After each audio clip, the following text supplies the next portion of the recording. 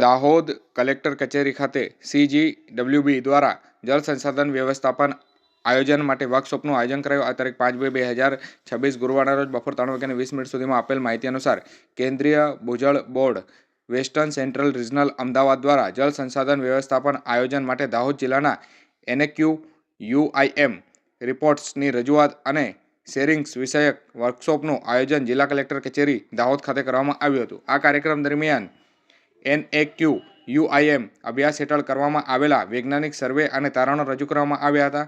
મુખ્ય શોધો અને પરિણામો અંગે વિગતવાર પ્રેઝન્ટેશન રજૂ કરી અને અભ્યાસના હેતુ અંગે માહિતી આપવામાં આવી હતી। CGWB દ્વારા હાથ ધરાતી વિવિધ પ્રવૃત્તિઓના અંગેના બ્રોશરનું વિતરણ કરવામાં આવ્યું હતું, જેમાં વિવિધ અહેવાલો સાથે જોડાયેલા QR કોડ પણ સમાવેશ કરવામાં આવ્યા હતા, જેથી સંબંધિત વિભાગો અને અધિકારી સરળતાથી માહિતી મેળવી શકે।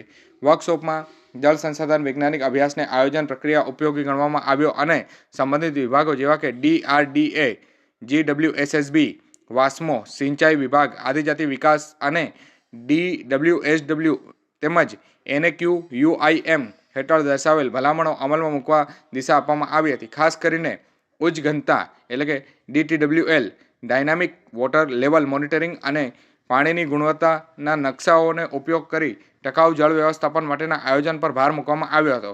આ વર્કશોપ દ્વારા જિલ્લા સ્તરે જળ સંસાધનના વૈજ્ઞાનિક આધારિત સંચાલન તરફ એક મહત્વપૂર્ણ પગલું ભરવામાં આવ્યું છે।